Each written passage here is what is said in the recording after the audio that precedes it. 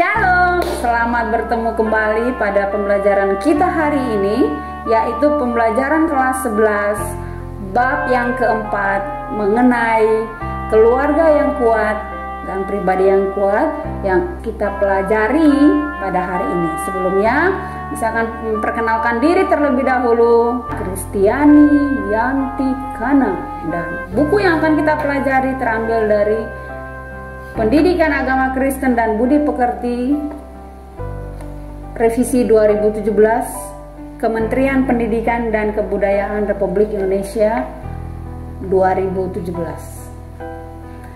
Mari kita berdoa untuk memulai pelajaran kita pada hari ini. Kita berdoa. Bapa di surga, kami bersyukur Tuhan buat hari ini. Terima kasih buat penyertaan-Mu dalam kehidupan kami. Sebelum kami mulai pelajaran hari ini, kami mohon kecerdasan dari Tuhan, hikmat dari Tuhan, sehingga kami dapat belajar, memahami, mengerti, dan kami dimampukan oleh kuasa Roh Kudus untuk kami lakukan dalam kehidupan kami hari lepas hari.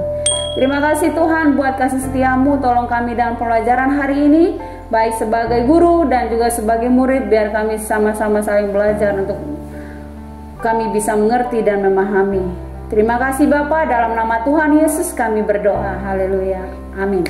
Kita akan masuk dalam tujuan pembelajaran hari ini. Yang pertama adalah menganalisis secara kritis masalah perceraian yang terus meningkat sebagai dampak dari keluarga yang tidak kuat.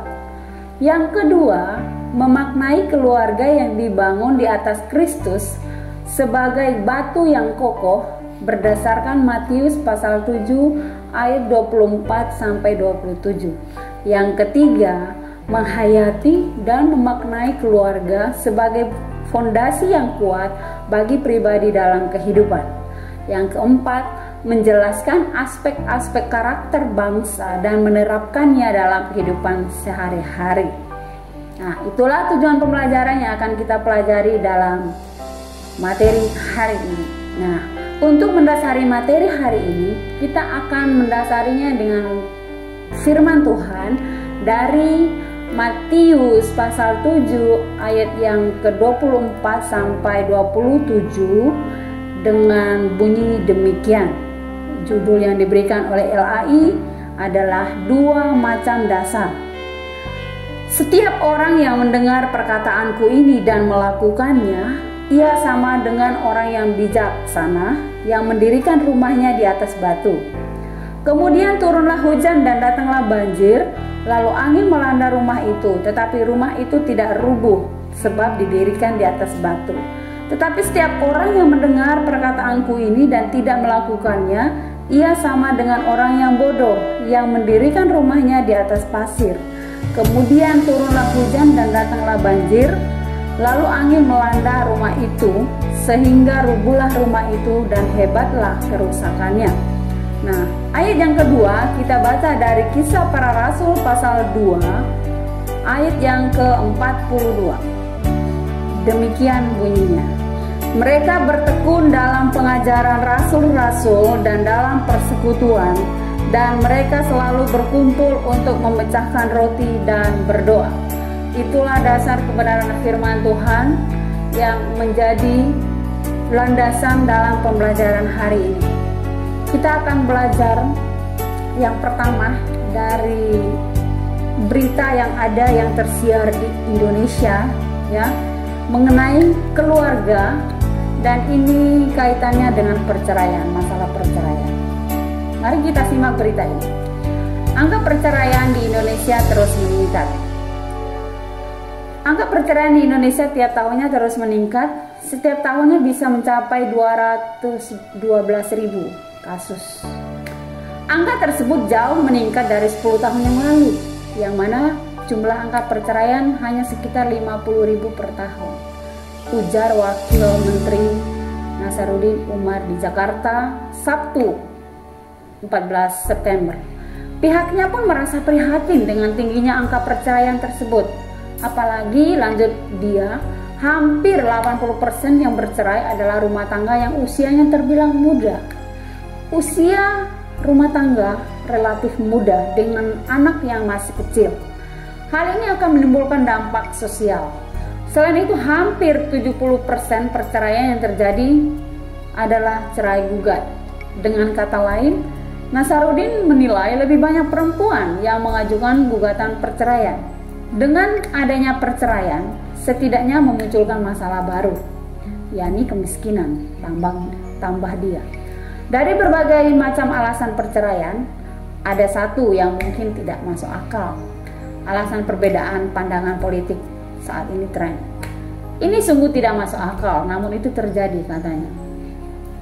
Berilah tanggapanmu terhadap tanggapan kamu berkaitan dengan berita di atas. Yang pertama, berikan tanggapan kamu terhadap berita yang kamu baca berdasarkan nilai kasih dan kesetiaan.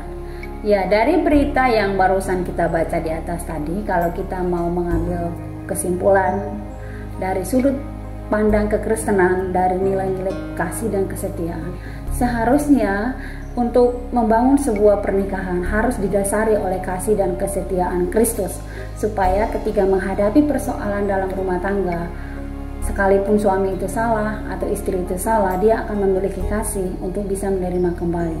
Dan itu hanya ada di dalam Yesus Kristus. Itulah dasar untuk membangun sebuah rumah tangga di atas kasih dan kesetiaan Kristus. Di luar itu akan goyah. Itu tanggapan kita yang pertama. Yang kedua, menurut kamu mengapa kasus perceraian terus meningkat? Ya, kalau kita mau melihat kenapa kasus perceraian itu terus meningkat, kita lihat ya. Yang pertama, bisa terjadi karena tidak siap untuk menikah, ya. Bisa jadi karena dia menikah itu karena hamil di luar nikah, atau bisa jadi karena didesak oleh pihak orang tua, atau ikut-ikutan, ya. Itu bisa termasuk karena dia belum siap sehingga terjadi kasus perceraian. Yang kedua, dia bisa menikah tapi nggak punya tujuan, ya.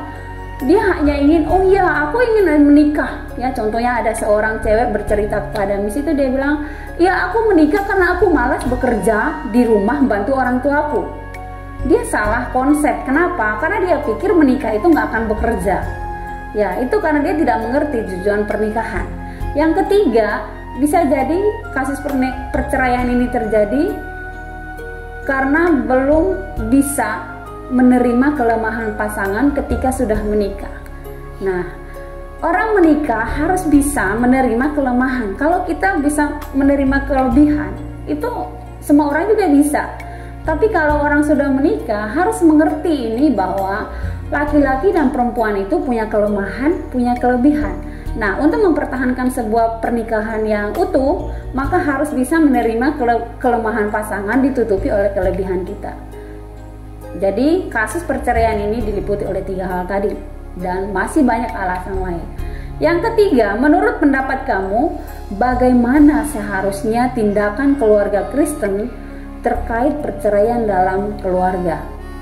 Ya, kalau kita sebagai keluarga Kristen, kalau terjadi perceraian di dalam keluarga, harusnya kita memberi dia pemahaman bagaimana membangun sebuah keluarga Kristen yang baik. Dan kalaupun ia cerai dengan berbagai alasan seperti KDRT, boleh saja bercerai, tapi Tuhan bilang tidak boleh menikah kalau mengambil keputusan untuk cerai.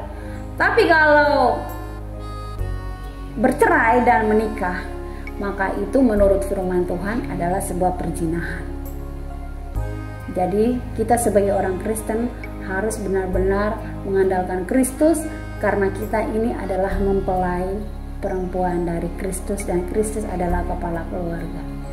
Yang kedua, kita akan memahami materi kita lebih lanjut. Yang pertama, cara membentuk keluarga yang kuat. Kita mau belajar dari Alkitab. Kamu tentu sudah pernah mendengar tentang kisah orang yang bijak dan orang yang bodoh, bukan? Sekarang baca dan pahamilah kisah tersebut dalam Matius 7 ayat 24-27. Kemudian bersama teman sekelompok yang terdiri 4-5 orang diskusikan pertanyaan berikut. Matius pasal 7 ayat 24 tadi sampai 27 itu kita sudah membacakannya. Nah, kita akan bahas dengan soal yang ada ini. Yang pertama, siapakah orang yang bijak dan siapakah orang yang bodoh? Orang yang bijak menurut firman Tuhan adalah orang yang melakukan firman Tuhan setiap hari, sehingga ia disebut orang bijak karena dia itu mau melakukan perintah Tuhan. Disebut orang bodoh, dia tidak melakukan perintah Tuhan. Berkaitan dengan ini, kita lihat perintah Tuhan di dalam keluarga adalah saling mengasihi. Nah, kalau orang bijaksana, apapun akan bisa menerima kelemahan dan bisa mengasihi orang lain. Tapi kalau orang bodoh, merasa dirinya selalu benar, merasa dia orang yang paling hebat, dan merasa diri dia tidak akan pernah merasa buat salah. Itulah yang disebut orang bodoh menurut firman Tuhan. Yang kedua, mengapa disebut orang bijak dan orang bodoh? Nah, kalau mau dari kebenaran firman Tuhan tadi, kalau orang bijak itu adalah orang yang baca firman Tuhan, orang yang melakukan kehendak Tuhan, orang yang mau mengikuti apa yang Tuhan mau dalam hidupnya. Dan orang bodoh, kembali lagi, bodoh yang membangun rumahnya di atas pasir. Ada masalah, lari, bukan datangnya ke Tuhan. Ada persoalan, tidak ingat kepada Tuhan, tapi menyelesaikannya sendiri. Kalau orang bijaksana, dia membangun rumahnya di atas batu. Batu adalah ibarat Tuhan adalah batu karang kita. Ketika kita ada masalah, yang pertama-tama kita datang dulu pada Tuhan. Yang kedua, kita cari orang yang bisa dipercaya supaya bisa menyelesaikan. Itulah bedanya orang bijaksana dan orang yang bodoh. Yang ketiga, hubungkanlah orang yang bijaksana dan orang yang bodoh dalam kehidupan keluarga. Kalau kita mempelajari dari kisah tadi, dua macam dasar yang dipaparkan oleh Tuhan Yesus di dalam Matius pasal 7, orang bijak itu adalah orang yang selalu memakai akal budi dan hati nuraninya untuk selalu berpikir dulu kira-kira apa yang dia lakukan, apa yang dia katakan itu dampaknya apa. Jadi selalu berpikir dulu gitu. Tapi kalau orang bodoh pakai sih akalnya, tapi nggak mikir dampaknya itu bagi orang lain ketika dia bicara, ketika dia melakukan berperilaku seperti itu, dia tidak mikir. Karena sama-sama manusia kan, kalau kita lihat di sini, cuman bedanya bijaksana dan bodoh. Jadi dia nggak ngerti di dalam hal berbicara, dalam hal berpikir, dituangkan dalam kata-katanya dan bertindaknya itu tidak tahu. Itulah bedanya orang bodoh dan orang bijaksana. Yang keempat adalah apa yang harus dilakukan agar kehidupan keluarga menjadi kokoh dan kuat. Ya, menurut kebenaran firman Tuhan, supaya keluarga itu menjadi kokoh dan kuat adalah setiap keluarga, terutamanya adalah laki-laki sebagai kepala keluarga dan ibu sebagai penolong di dalam kehidupan keluarga, harusnya keduanya itu membangun dan bersepakat untuk beribadah kepada Tuhan dalam kehidupan mereka. Karena menjadi kekuatan keluarga itu hanyalah dengan mengutamakan Kristus atau mencari kehendak Tuhan atau menempatkan Kristus yang paling utama dalam kehidupan mereka. Membangun rumah diartikan sebagai membangun kehidupan, termasuk kehidupan keluarga. Supaya kehidupan ini kuat, maka harus dibangun di atas dasar yang kokoh. Tuhan Yesus menyebut dasar ini adalah batu karang, yaitu Kristus sendiri. Jika kehidupan keluarga dibangun di atas Kristus, maka keluarga akan memiliki kehidupan yang kokoh, aman, dan selamat. Membangun di atas Kristus artinya seluruh kehidupan keluarga bergantung sepenuhnya kepada Kristus. Seluruh bangunan kehidupan keluarga bertumpu sepenuhnya pada Kristus sebagai landasan. Mari kita perhatikan gambar di samping ini. Ini adalah gambaran keluarga besar bertemu bersama, akan tetapi sendiri juga indah. Artinya kalau keluarga itu harus bersatu begitu. Kristus akan sepenuhnya menopang kehidupan keluarga Kristen dalam menghadapi berbagai persoalan kehidupan dan memampukan keluarga melewati ujian sehingga tetap kokoh dan kuat berdiri serta memperoleh keselamatan kekal. Kehidupan keluarga setiap hari juga harus bergerak ke arah Kristus. Jika keluarga telah membangun hubungan yang kokoh dengan Tuhan, rumah bukan sekedar berdiri di atas batu, tetapi tertanam di atas batu itu. Tuhan menginginkan keluarga memiliki hubungan yang kuat, terikat dengan Kristus. Tuhan ingin keluarga bertambah teguh di dalam iman kepada Kristus dan hati berlimpah dengan syukur. Menjadi orang Kristen tidak cukup hanya mendengarkan firman-Nya saja, tapi harus menjadikan firman itu hidup dalam diri dan mempraktekannya dalam kehidupan sehari-hari. Realita yang terjadi dalam kehidupan orang Kristen adalah sangat sulit untuk mempraktikkan firman Tuhan dalam kehidupan sehari-hari. Namun, jika keluarga Kristen benar-benar mengandalkan Kristus sebagai landasan hidup dan setiap hari mau berusaha keras membangun hubungan yang dalam dengan Kristus, serta menjadikan kasih sebagai pengikat, maka Kristus akan menolong umatnya untuk dapat melakukan kehendaknya. Niscaya keluarga Kristen akan mampu bertahan, menahan badai kehidupan yang menerpa, dan menerima upah yang indah karena berhasil melewati ujian. Nah, kita masuk mencoba untuk refleksikan diri kita. Yang pertama, berapa banyak waktu yang keluarga menggunakan untuk merenungkan firman Allah? Nah, mungkin di pagi hari doa bersama 15 menit, atau sore hari setelah pulang kerja semua pada saat mau tidur, ya 20 menit atau 10 menit, ya itu tergantung kesepakatan di dalam keluarga. Yang kedua, berapa banyak waktu yang keluargamu gunakan untuk mengenal Allah dalam komunikasi bersama? Ya, komunikasi bersama yang digunakan oleh keluarga ini untuk saling berbagi tentang karya Kristus bisa digunakan saat makan bersama, saat jalan-jalan bersama, saat di mobil, saat duduk, dalam hal apapun sesuai pada perintah Tuhan di Ulangan pasal 6. Harusnya orang tua menggunakan waktu untuk selalu berkomunikasi dengan anak 5 menit, 10 menit, ya terserah dari orang tua itu. Yang ketiga, bagaimana keluargamu melakukan kehendak Allah secara konkret? Ya, secara teori memang mudah untuk diucapkan, tapi kita mau coba mempraktikkan firman Tuhan melalui kekuatan dari Roh Kudus, bahwa keluarga akan mampu melakukan kehendak Tuhan kalau kedua-duanya sebagai kepala keluarga dan sebagai penolong dalam keluarga sama-sama mengandalkan Kristus dan menjadikan Kristus yang utama. Mereka akan mampu melakukan firman Tuhan itu dan menjadi teladan bagi anak-anak mereka. Yang keempat adalah apa yang harus dilakukan agar keluarga kamu benar-benar hidup di dalam Kristus. Ya, yang harus kita lakukan agar keluarga itu benar hidup dalam Kristus, yang pertama harus dimulai dari kepala keluarganya. Kepala keluarga memberikan contoh karena kepala keluarga itu adalah wakil Kristus, dan kepala itu memberi contoh kepada istri dan istri kepada anak. Jadi kedua, semuanya itu saling hierarki untuk memberi teladan. Tidak ada cara lain selain dengan cara memberi contoh. Yang kelima adalah bagaimana keluarga mengandalkan Kristus sepenuhnya untuk menopang keluarga. Ya, keluarga harus menggunakan akal dan hati supaya di dalam menghadapi realita kehidupan, ya, harus sama-sama saling terbuka untuk bisa membangun yang jatuh diangkat, ya, yang lemah dikuatkan, supaya kehidupan itu tetap terbangun, ya, tetap kokoh. Sekalipun badai datang, keluarga itu karena ada keterbukaan dan kejujuran di situ, mereka saling mendoakan dan saling menopang satu dengan yang lain.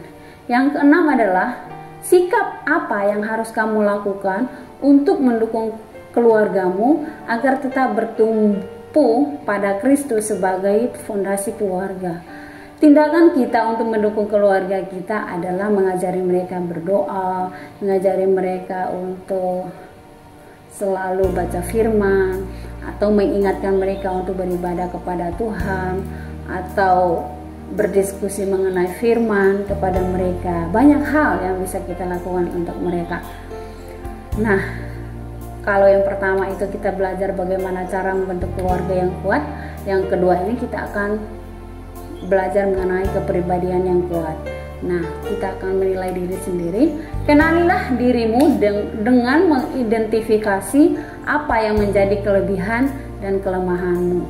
Nah, kelebihan kita itu misalnya bisa bernyanyi, ya, terus bisa masak, terus bisa matematika, bisa bahasa Inggris, bisa berkomunikasi dengan baik dengan bapak ibu guru, bergaul baik dengan semua teman-teman, itu juga termasuk kelebihan. Nah, kita lihat juga di samping kita punya kelebihan, kita juga punya kelemahan.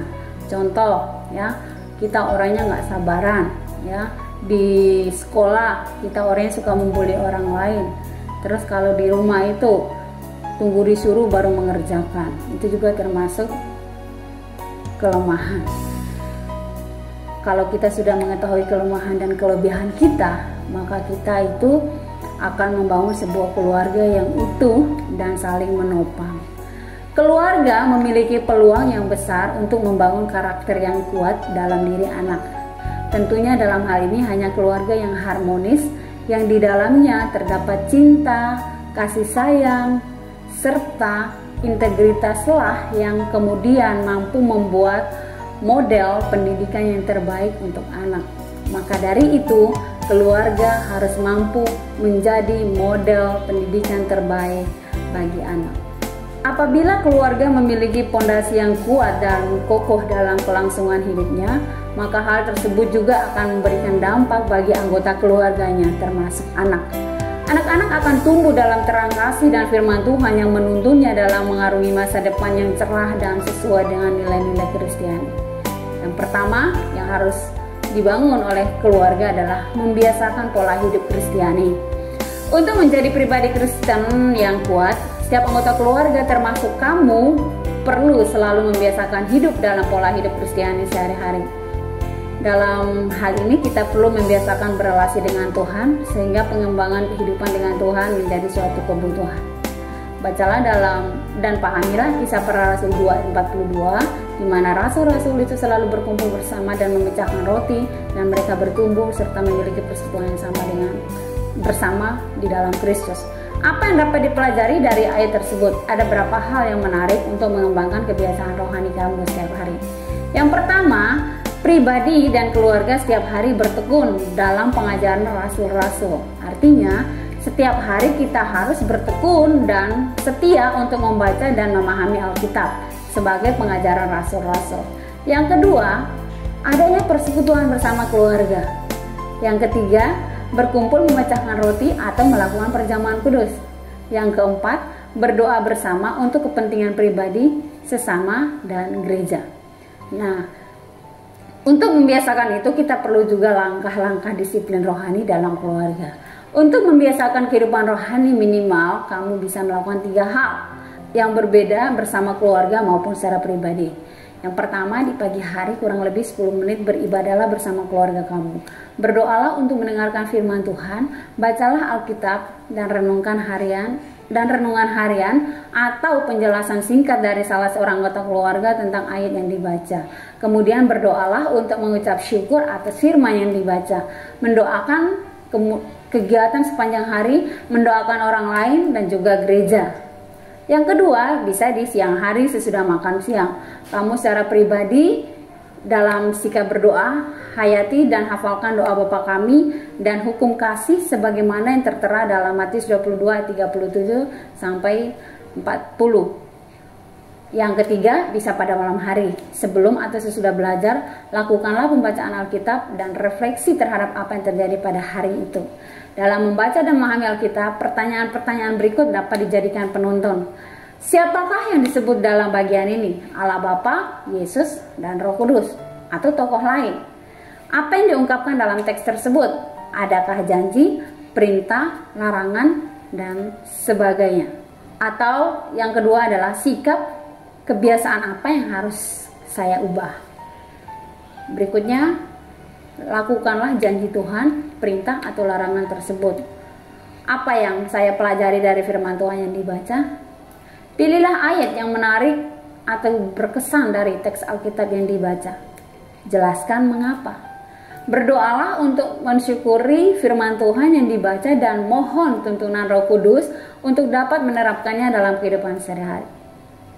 Nah, kita sudah belajar tadi bagaimana membentuk keluarga Kristen dan menjadi pribadi yang kuat. Ada tugas nih, membuat jurnal. Ya, apa sih isi jurnalnya? Terapkanlah hal-hal yang dipelajari di atas dalam keluargamu. Tuliskanlah dalam bentuk jurnal atau laporan tentang kegiatan yang berlangsung dalam 1 minggu. Setelah itu kumpulkan pada guru kamu untuk dinilai. Diharapkan hal ini dapat menjadi kebiasaan dalam kehidupan kamu maupun keluargamu. Nah, jurnal itu kayak gini isinya. Yang pertama ya ada nomor ya, nomor. Terus yang kedua itu dalam bentuk tabel ya. Terus yang kedua itu hari tanggal. Yang ketiga jenis kegiatan, dan yang keempat di tabel itu ada tujuan. Nah, diisi tabel itu selama 1 minggu, dan setelah itu kalian bisa mengumpulkannya pada Bapak Ibu gurumu untuk diperiksa. Yang ketiga, kita akan belajar bagaimana karakter bangsa yang mendukung karakter Kristen. Pribadi Kristen yang sangat kuat harus juga mempunyai aspek-aspek karakter bangsa.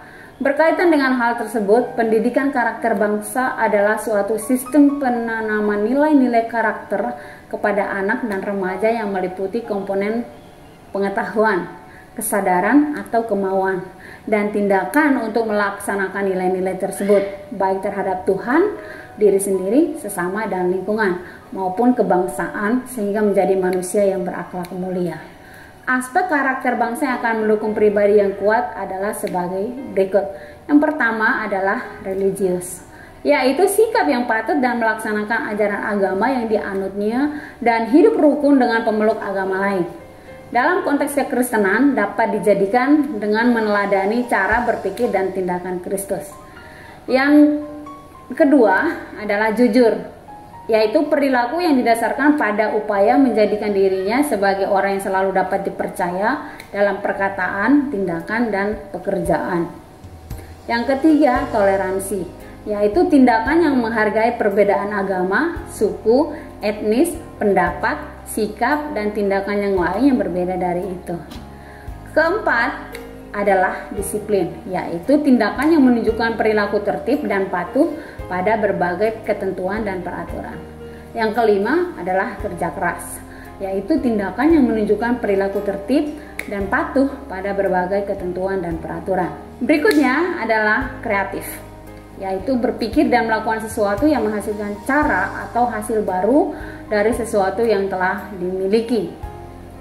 Selanjutnya mandiri, yaitu sikap yang tidak boleh bergantung pada orang lain dalam menyelesaikan tugas-tugas. Ya, perhatikan gambar 2 di samping saya ini, ada aku remaja Kristen, aku kreatif. Jadi pikirannya itu digunakan untuk berpikir ya, supaya dia bisa belajar sungguh-sungguh dan dia bisa mencapai impiannya. Ya, jadi dia kreatif. Sekalipun orang lain tidak mau berusaha, dia akan berusaha karena dia punya keyakinan Roh Kudus di hati. Ya. Selanjutnya adalah ada nilai demokrasi, yaitu cara berpikir, bersikap, dan bertindak yang menilai sama hak dan kewajiban dirinya dan orang lain. Selanjutnya, rasa ingin tahu, yaitu sikap dan tindakan yang selalu berupaya untuk mengetahui lebih mendalam dan meluas dari sesuatu yang dipelajari, dilihat, didengar. Dan ada nilai selanjutnya adalah semangat kebangsaan, yaitu cara berpikir, bertindak, dan berwawasan yang menempatkan kepentingan bangsa di atas kepentingan diri sendiri dan kelompok. Selanjutnya adalah ada nilai cinta tanah air, yaitu cara berpikir, bersikap, dan berbuat yang menunjukkan rasa kesetiaan, kepedulian, dan penghargaan yang tinggi terhadap bahasa, lingkungan fisik, sosial, budaya, ekonomi, dan politik bangsa. Nilai selanjutnya adalah menghargai prestasi, ya, yaitu sikap yang mendorong dirinya untuk menghasilkan sesuatu yang berguna bagi masyarakat, mengakui serta menghormati keberhasilan orang lain. Nilai bersahabat dan kreatif, yaitu tindakan yang mampu menjalin relasi positif dengan orang lain sebagai saudara dan sahabat. Selanjutnya adalah cinta damai, yaitu sikap yang suka damai, menghargai orang lain yang tumbuh dari hati yang bersih juga dengan sadar menghindari konflik yang destruktif dan tidak membangun. Selanjutnya adalah gemar membaca, yaitu kebiasaan menyediakan waktu untuk membaca berbagai bacaan yang memberikan kebaikan bagi diri sendiri. Selanjutnya ada peduli lingkungan, yaitu tindakan yang mencintai lingkungan, selalu berupaya mencegah kerusakan pada lingkungan alam di sekitarnya. Setelah itu ada peduli sosial juga, yaitu tindakan yang selalu ingin memberi bantuan pada orang lain, masyarakat yang membutuhkan. Dan selanjutnya adalah tanggung jawab, yaitu perilaku seseorang untuk melaksanakan tugas dan kewajibannya yang seharusnya dia lakukan terhadap diri sendiri, masyarakat, lingkungan, alam sosial dan budaya, negara, dan Tuhan. Dengan penjelasan di atas, kita dapat menyimpulkan bahwa kamu sebagai orang Kristen wajib mengembangkan kebiasaan dan karakter Kristen dalam hidup sehari-hari, baik sebagai pribadi maupun keluarga. Namun sebagai warga negara Indonesia, kita juga dipanggil untuk mengembangkan aspek-aspek karakter bangsa untuk mendukung karakter Kristen. Pasti kamu dapat melakukannya. Berusahalah dengan sungguh-sungguh sehingga kamu dapat lebih mengasihi dirimu sendiri, disenangi orang, dan hidupmu berkenan kepada Allah. Nah, ada tugas mandiri nih.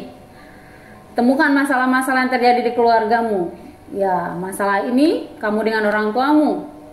Contohnya, ya, berbeda pendapat. Atau orang tuamu mau ini, kamu mau yang lain, masalah soal makan. Atau mungkin kamu dengan saudara, ya, kakak adik berebutan mainan, ya kan? Kayak masih kecil dulu. Kalian kan sekarang udah SMA tuh, pasti berbeda. Ada orang bilang bahwa yang waras mengalah, yang kakak itu mengalah, ya kan? Kalau nggak mengalah berarti nggak waras sama adiknya, ya. Itu juga masalah. Kita lihat itu kayaknya kecil kan, tapi kenyataannya tidak. Jadi yang waras mengalah aja, ya. Yang berkaitan dengan 5 nilai dari 18 karakter bangsa di atas. Selanjutnya, pikirkan tindakan konkret untuk mengatasi dan mengembangkan karakter bangsa di keluarga kamu, sehingga keluargamu menjadi keluarga yang kuat di dalam Kristus. Nah, kita sudah pelajari kan dari tadi itu materinya, dan kita balasnya pada penutup. Dan kita akan merangkum materi kita pada hari ini. Keluarga yang kuat adalah keluarga yang dibangun dan bertumpu seutuhnya di atas Kristus, sehingga setiap persoalan yang datang dapat diselesaikan seturut dengan kehendak Tuhan dan firman-Nya.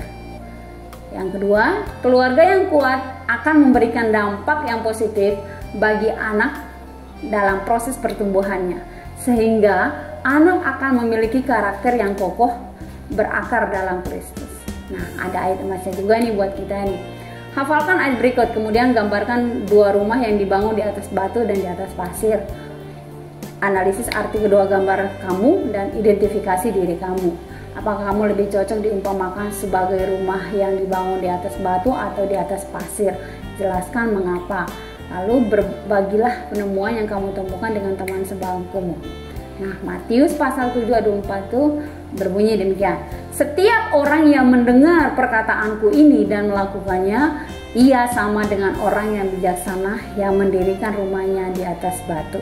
Harus dihafal ya di rumah ya. Minggu depan misalnya tanya Allah ya. Dan Matius pasal 7 ayat 26. Tetapi setiap orang yang mendengar perkataanku ini dan tidak melakukannya, ia sama dengan orang yang bodoh yang mendirikan rumahnya di atas pasir. Ya, ini punya cerita nih, kira-kira nih ya, sementara kita menunggu menyanyi satu pujian ya. Kira-kira menurut kalian tuh ada nggak ya orang itu yang bangun rumah di atas pasir? Ada? Yakin? Ada lah. Loh, iya ada. Apa ayo? Rumah-rumahan ya kan? Oke. Ya, jadi nggak mungkin lah orang itu bangun rumah di atas pasir ya, kecuali rumah-rumahan. Kalau rumah yang sebenarnya adalah di atas batu, di mana batu adalah kata atau ibarat gambaran tentang Yesus adalah batu karang kita yang teguh. Nah, untuk meneguhkan pelajaran kita pada hari ini, kita mengangkat satu pujian, Selidiki Aku.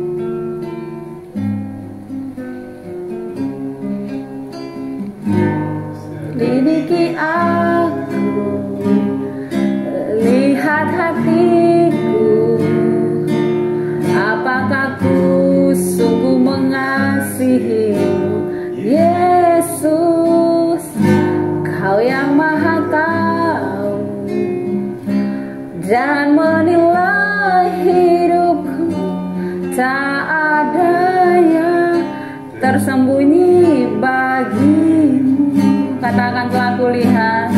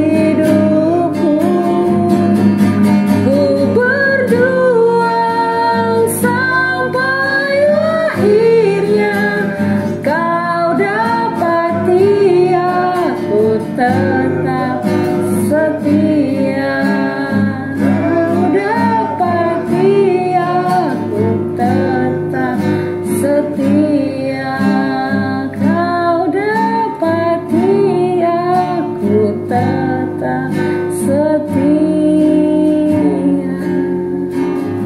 Mari kita berdoa. Tuhanku, Engkau Allah yang berkuasa atas hidupku. Aku ingin berkembang sebagai remaja yang meneladanimu, pribadi yang kuat, tangguh, sederhana seperti hidup Tuhanku, selalu memuliakan Tuhan, menjadi berkat dalam keluargaku. Aku ingin berkorban bagi keluargaku sebagai tanda kasihku bagi keluargaku dan Tuhanku. Arahkanlah masa depanku berkembang dan bertumbuh bersama Tuhan Yesus. Ingin aku mempersembahkan masa depan bagimu Tuhan. Dalam nama Tuhan Yesus kami berdoa. Amin. Terima kasih. Sampai jumpa. Tuhan Yesus memberkati.